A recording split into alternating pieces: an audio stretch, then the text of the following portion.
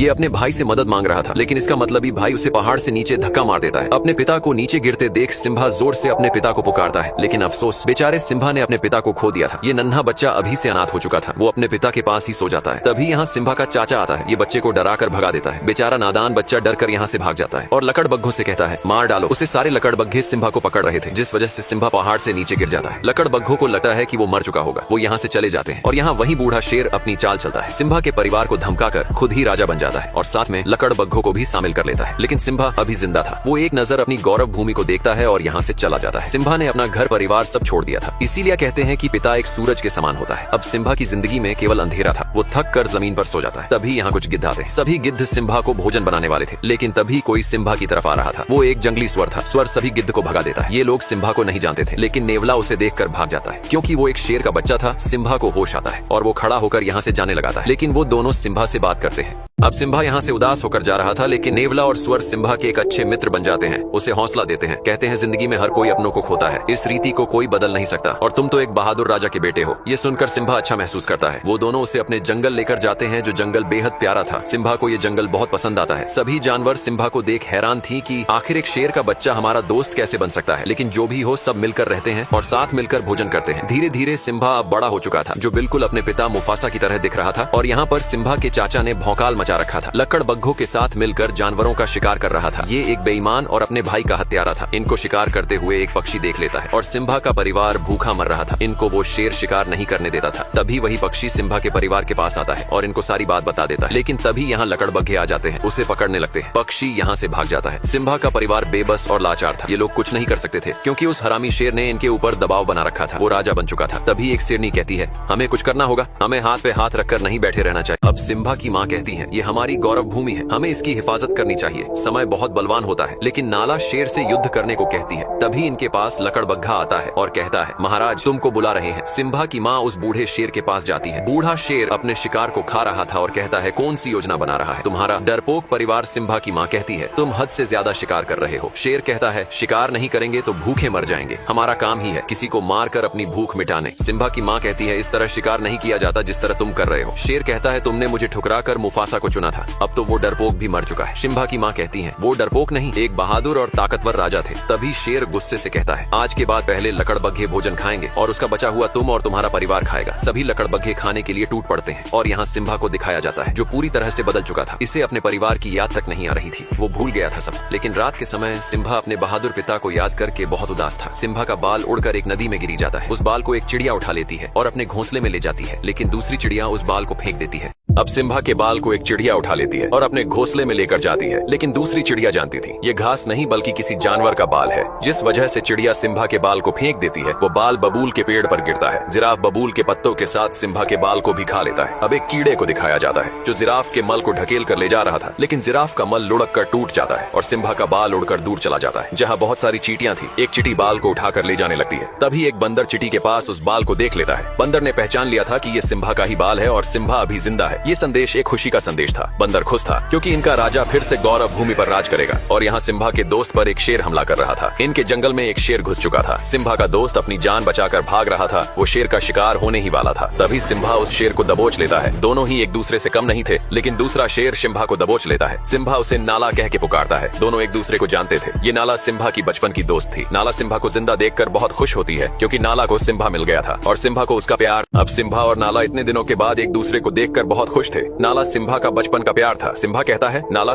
इस जंगल में तुम्हें बहुत अच्छा लगेगा, यहाँ सुकून है। नाला कहती है, सिम्बा तुम्हें अपने घर चलना होगा। उस बूढ़े शेर ने हमारी गौरव भूमि बर्बाद कर दी है। तुम हमारे राजा हो, सब तुम्हें देखकर बहुत खुश होंगे। सिम्बा कहता है, मुझे कहीं नहीं जाना, मेरा यही घर है, तुम भी यही रुक जाओ, इस जगह तुम्हें बहुत अच्छा लगेगा। सिम्बा नाला को पूरा सुंदर जंगल घुमाता है। दोनों बहुत मस्ती करते हैं। ये जगह नाला को बहुत पसंद आती है, क्योंकि इस जंगल में सचमुच सुकून था। दोनों इस पल को जी भर के जीते हैं। तभी नाला कहती है, सिम्बा अगर तुम जिंदा थे तो तुम घर क्यों नहीं आए? उस बूढ़े शेर ने पूरी गौरव भूमि तबाह कर दी है। हमें कई दिन भूखे भी सोना पड़ता है। लेकिन सिम्बा कहता है, मुझे इससे कोई मतलब नहीं है, अब यही मेरा घर है, मैं इसे छोड़कर नहीं जा सकता। सिम्बा बहुत बदल चुका था। वो भूल चुका था अपने लोगों को। नाला कहती है, कैसे शेर हो तुम? तुम्हारे पिता और तुम में जमीन आसमान का फर्क है। तुम एक कायर हो, डरपोक हो। इतना बोलकर नाला यहाँ से चली जाती है। अब सिम्बा रात के समय जंगल में उदास घूम रहा था। तभी वही बंदर सिम्बा के पास आता है और कहता है, सिम्बा पहचानो खुद को कि तुम कौन हो। सिम्बा बंदर की बात को अनसुना करके जाने लगता है। तभी बंदर कहता है, मैंने अब सिम्बा अपने घर जाने से मना कर देता है क्योंकि सिम्बा का अब से यही घर था। नाला कहती है, सिम्बा हमें तुमसे उम्मीद थी कि तुम हमारी और गौरव भूमि की रक्षा करोगे, लेकिन तुम तो डरपोक और बुजदिल निकले। इतना बोलकर नाला यहाँ से चली जाती है, लेकिन सिम्बा को कोई फर्क नहीं पड़ रहा था। अब सिम्बा उदास होकर जा रहा था, तभी इसे वही बंदर मिलता है। सिम्बा उस बंदर को नहीं जानता था, लेकिन बंदर सिम्बा और उसके पूरे परिवार को जानता था। बंदर सिम्बा के पास आकर कहता है, सिम्बा पहचानो, तुम कौन हो? लेकिन सिम्बा उसकी बातों को इग्नोर करके जा रहा था। तभी बंदर कहता है, मैंने मुफासा के बेटे को गोद में खिलाया है। इतना सुनते सिम्बा रुक जाता है और कहता है, तुम मेरे पिता को कैसे जानते हो? बंदर कहता है, तुम्हारे बहादुर पिता को कौन नहीं जानता, मैं तुम्हें तुम्हारे पिता से मिलवा सकता हूँ। सिम्बा बंदर के पीछे पीछे भाग रहा था। सिम्बा को लग रहा था कि उसके पिता जिंदा है, लेकिन बंदर सिम्बा को एक नदी के पास लाता है और कहता है, देखो अपने पिता को। सिम्बा पानी में अपने चेहरे में पिता का चेहरा देखता है। बंदर कहता है, तुम्हारे पिता तुम्हारे अंदर है। तभी सिम्बा को आसमान से आवाज आती है, वो इसके पिता थे। वो कहते हैं, बेटा सिम्बा, तुम एक शेर हो और शुरू से ही शेर जंगल का राजा रहा है। इतनी बातें सुनने के बाद सिम्बा में अपने पिता की ताकत और वो जोश महसूस हो रहा था और निकल पड़ता है।